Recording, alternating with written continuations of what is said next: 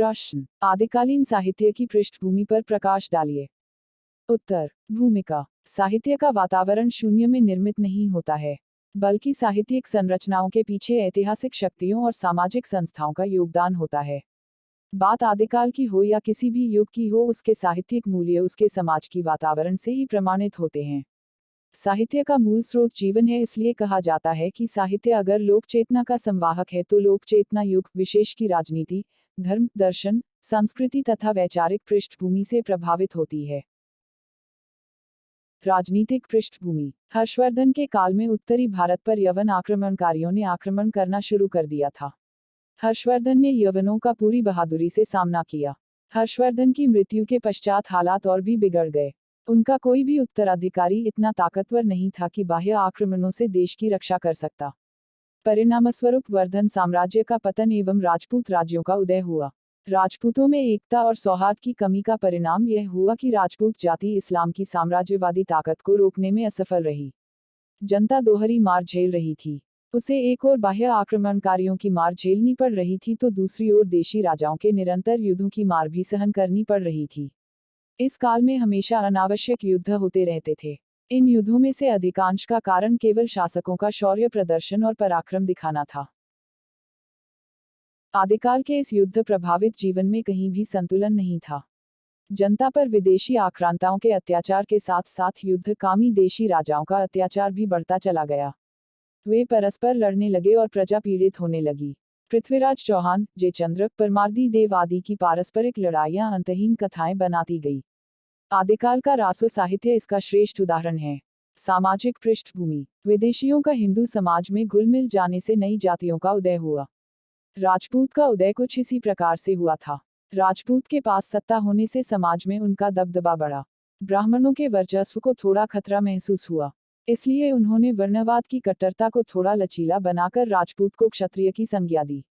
ब्राह्मणों ने राजपूतों को नैतिक और औचित्य प्रदान किया। इसका असर समाज पर भी बड़ा गहरा हुआ। दूसरे वर्णों और जातियों के लोग भी ब्राह्मणों के वर्चस्व को चुनौती देने की मुद्रा में खड़े होने लगे। इसका जीवंत उदाहरण सिद्ध, नाथ और जैन साहित्य में मिलता है। समाज में फैले कर्मकांड के प्रति तीखा विरोध इनके साहित्य में मिलता है।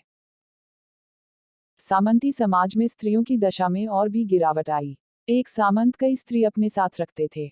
राजा के लिए स्त्री मात्र भोग का साधन थी। स्त्रियों का सामाजिक कर्तव्य पुरुष के भोग का साधन बनने तक सीमित था। नारियों को मानवीय गरिमा के अनुकूल अधिकार नहीं था।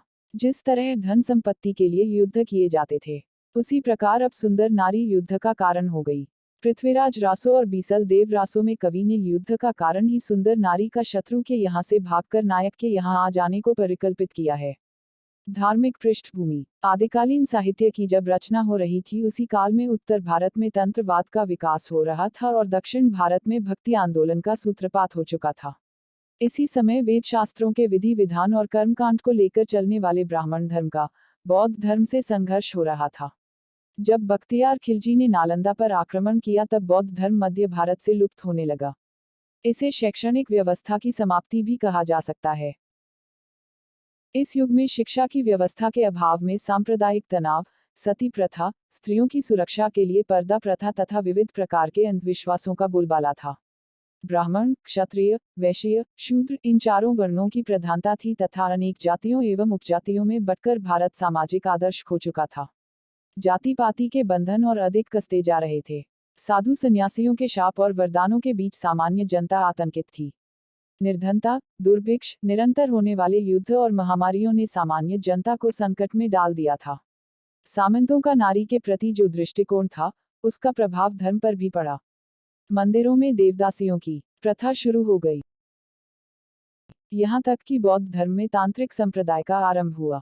वज्रयानियों में ऊंच नीच कई वर्णों की स्त्रियों को लेकर मद्यपान के साथ अनेक विभत्स विधान का प्रारंभ हुआ। सिद्धों के साहित्य में तो ब्रह्मानंद को सहवास सुख के समान माना गया है।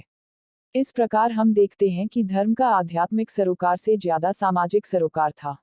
आर्थिक पृष्ठभूमि। युद्धों ने देश को खोखला और जर्जर बना दिया था। मध्यकालीन समाज में आर्थिक गतिविधि के तौर पर व्यापार का ह्रास हो रहा था। व्यापार के पतन से नगर उजाड़ हो गए। भारत में उत्पादित वस्तुओं के लिए बाहर कहीं बाजार नहीं रह गया था। नगर में रहने वाले शिल्पी और वणिक लोग देहात चले गए। इससे कृषि पर और अधिक भार बढ़ गया। कवि और चारण भी उच्च वर्गों के मनोनुकूल साहित्य की रचना करते थे। नक्षेक वर्णन, षड्ऋतु वर्णन, विरह वर्णन और सौंदर्य वर्णन इस काल के साहित्य में प्रचुर मात्रा में उपलब्ध है। लेकिन कृषक को साहित्य में कोई स्थान नहीं मिला है। मिश्रित सांस्कृतिक प्रक्रिया। 7वीं से 12वीं शताब्दी का भारत एक मिश्रित संस्कृति की प्रक्रिया में था। मिश्रित कहने का अर्थ है कि अनेक धाराएं उसमें जाकर मिलीं और मिलकर लय हुईं। भारतीय संस्कृति और मुस्लिम संस्कृति का संपर्क परस्पर बढ़ रहा था। प्रारंभ में दोनों संस्कृतियां एक दूसरे के सामने प्रतिद्वंद्वी के रूप में जमकर खड़ी होती हैं, पर जैसे जैसे सत्ता में मुगलों का प्रभाव बढ़ता गया वैसे वैसे इस्लाम संस्कृति का प्रभाव हिंदू संस्कृति पर पड़ता गया। तत्कालीन कला और संस्कृति के क्षेत्र में परस्पर आदान प्रदान को सहज ही देखा जा सकता है। भाषा में अरबी और फारसी के शब्दों का मिश्रण हो रहा था। स्थापत्य में पहले से चली आ रही भारतीय विशेषताओं के साथ मुस्लिम स्थापत्य के मेहराब का सम्मिश्रण हो चुका था।